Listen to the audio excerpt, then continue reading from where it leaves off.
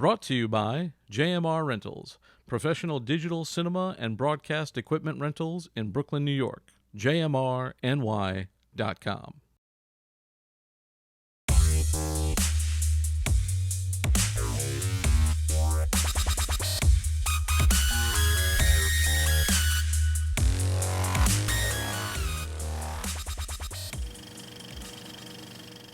Hello and welcome to No Rest for the Weekend. I'm Jason Godbey here with another news episode for you. Today on the program, we have a preview of movies scheduled to come out in 2023. And later, I'll be giving you my picks for a streaming series that you may have missed from last year. But first, we got our film festival update. 2023 promises to be a big year for film festivals, starting, of course, with the Sundance Film Festival, set to run from January 19th to the 29th in Park City, Utah. The festival will be a hybrid of in-person and online events and screenings. Scheduled to screen is a wide selection of films, including shorts, features, series, and documentaries from all over the world, including 29 premieres. Among the movies premiering at Sundance will be several documentaries, including It's Only Life After All, a documentary about the folk rock duo The Indigo Girls, Judy Blume Forever, which looks at the life and work of author Judy Blume, Pretty Baby, Brooke Shields, about the iconic actor/model Brooke Shields, and still a Michael J. Fox movie about the life and times of Michael J. Fox.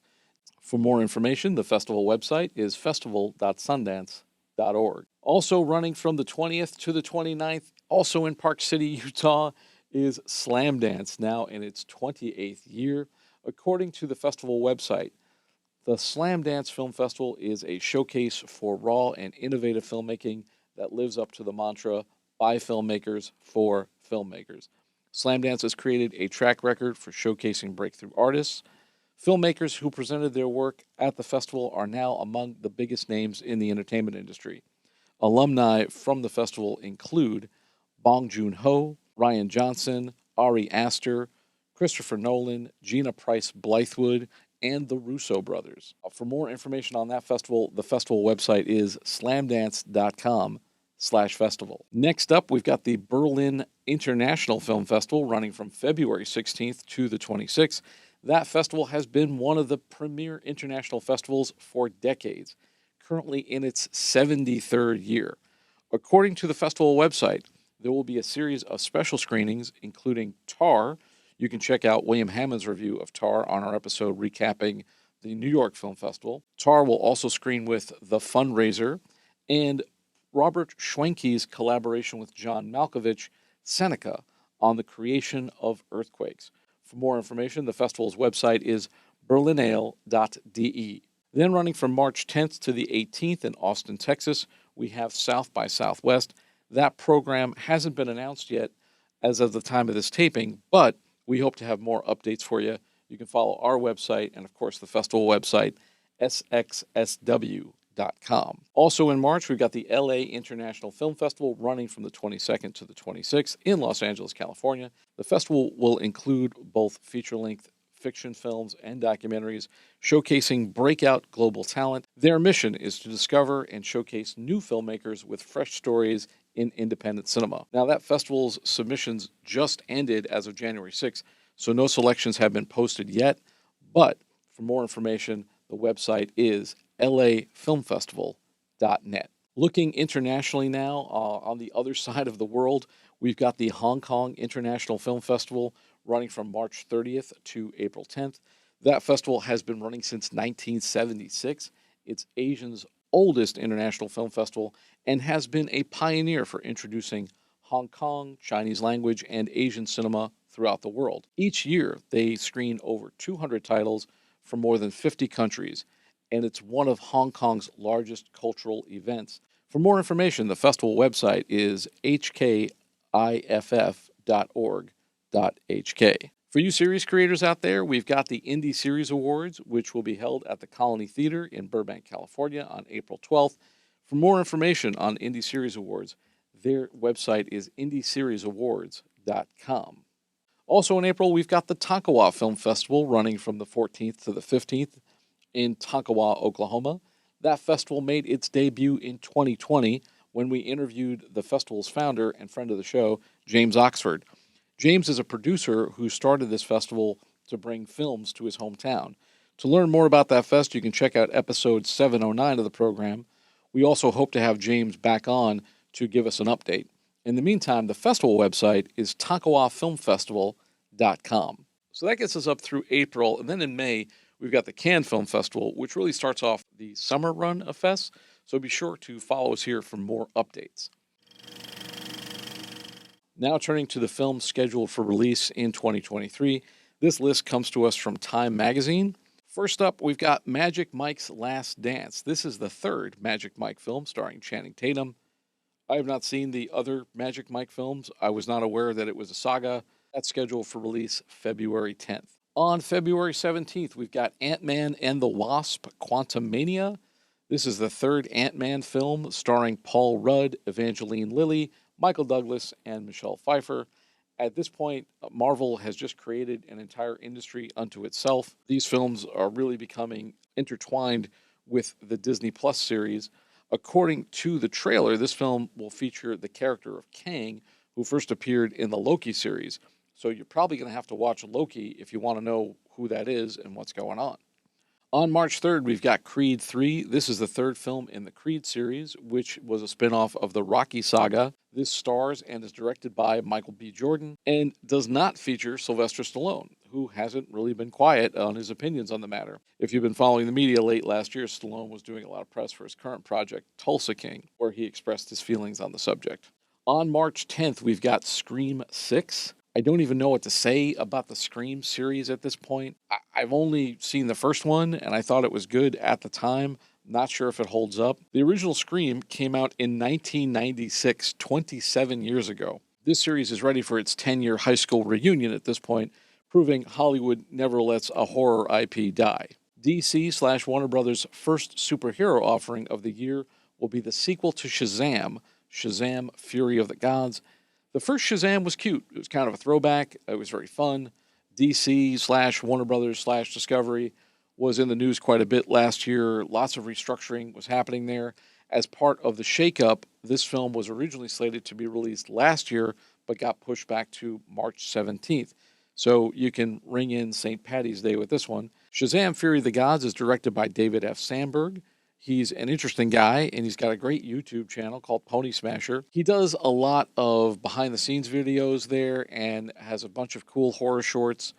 Highly recommend the channel. Next up, we've got John Wick Chapter 4 on March 24th, starring the great Keanu Reeves, Lawrence Fishburne, and Donnie Yen. I really like the first John Wick, but I've found the sequels to kind of be diminishing returns. This film looks like it's going to feature more of the high table stuff, and of course, tons of action.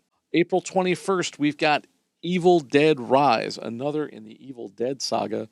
The original Evil Dead came out in 1981 and has never really stopped. It's been remade, rebooted, made into a series. I liked Evil Dead 2 when I saw it years ago, but I haven't really kept up with the series. Are you an Evil Dead fan? Are you looking forward to this one? Let me know. Moving on to this summer, which is packed with potential blockbusters, we've got two Marvel offerings in Guardians of the Galaxy Volume 3 and The Marvels. The Marvels will feature the character Miss Marvel, who had her own series on Disney Plus as well. These films will probably make $1 billion each. Disney also has their live-action remake of The Little Mermaid. Disney will only stop making these things when they stop printing money. One film in the superhero genre I'm looking forward to is Spider-Man Across the Spider-Verse. This is another film that was supposed to come out last year but got pushed back. The original was great.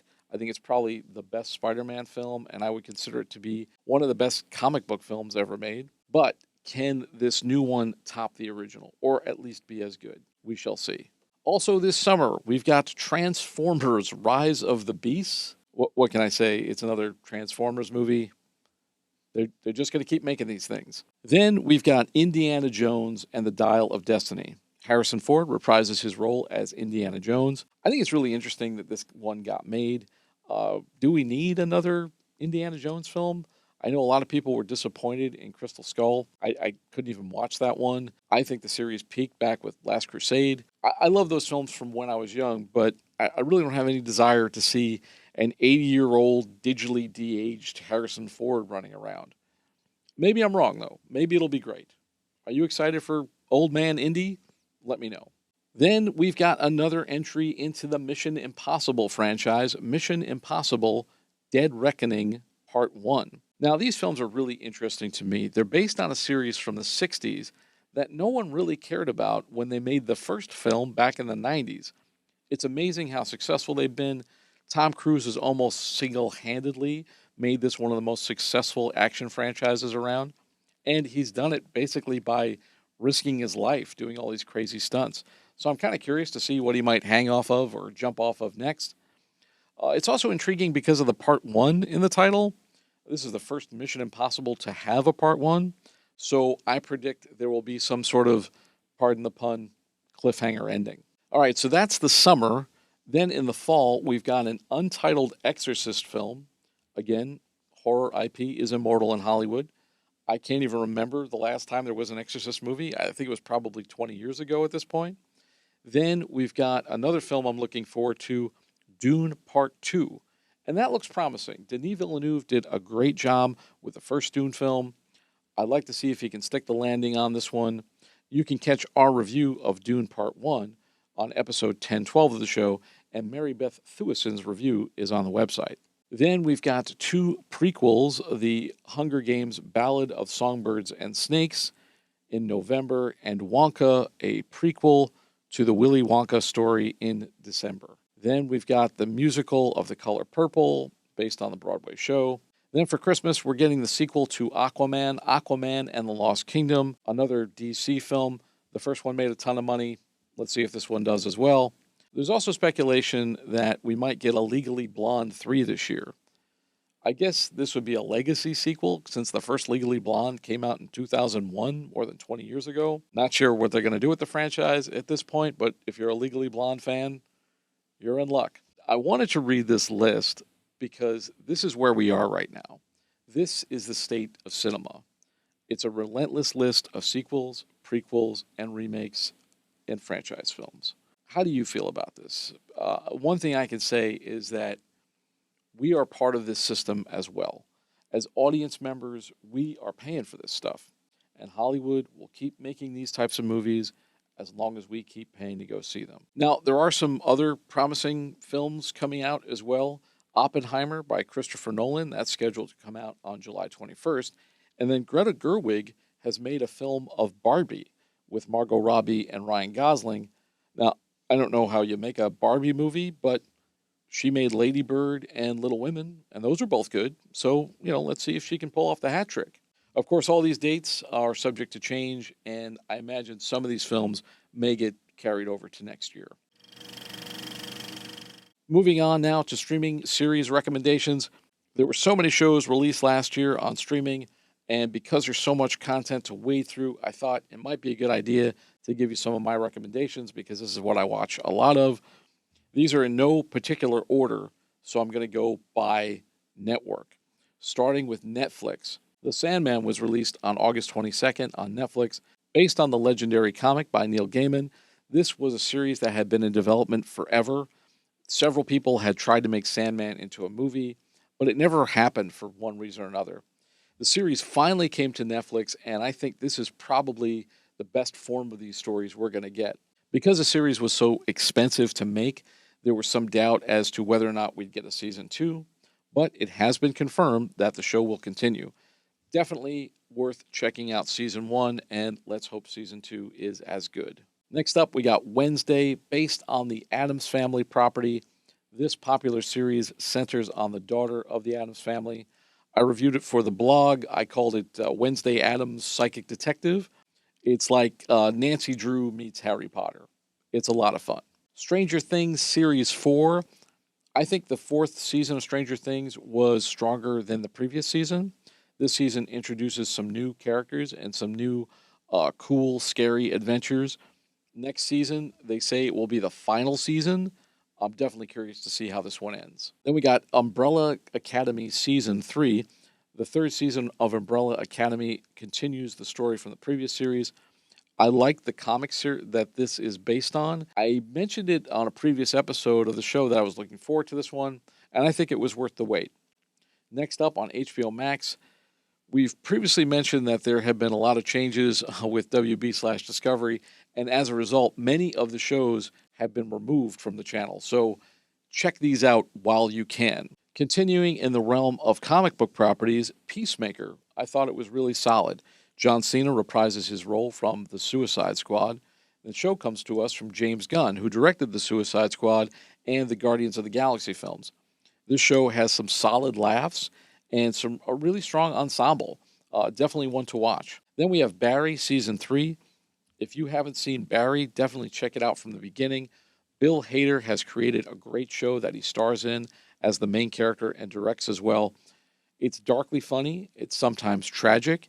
There's some outstanding performances. There's talk of a Barry Season 4 coming out this year, which I think would be the last season. I'm not really sure where the story would go at this point, but I'll definitely watch it. Next up, we got Somebody Somewhere. This is a dramedy starring Bridget Everett. She plays a woman who goes back home to Kansas after losing her sister. She struggles to reconnect with her family and to fit in again, but she gradually sort of befriends these other misfits in the town and bonds with them. It's very funny, very touching, wonderful acting. Highly recommend it. Also on HBO Max, His Dark Materials is in its 3rd season. This is an adaptation of the book by Philip Pullman. Now, this is the same book that the film The Golden Compass was based on. That was supposed to be a series of films, but they didn't move forward. So years later, this series came out on HBO, and it's good. It stars a bunch of great people. Daphne Keane is the lead. She was X-23 in Logan. The series also stars James McAvoy and Ruth Wilson. Great performances. I wasn't familiar with the books, but I really enjoyed it. On Apple TV is the series Severance, which I spoke about on the show last year. The first season was really good, and it looks like it's getting a season 2, so I'm really looking forward to that. On Amazon Prime is another comic book property, Paper Girls. This was a comic created by Brian K. Vaughan and Cliff Chang. The Paper Girls are a group of young girls who deliver papers in their small town in 1988. They find themselves traveling through time to 2019. It's really innovative. I really like the storytelling. According to Deadline, Amazon has decided not to pick it up for season 2, but I still think season 1 is worth watching.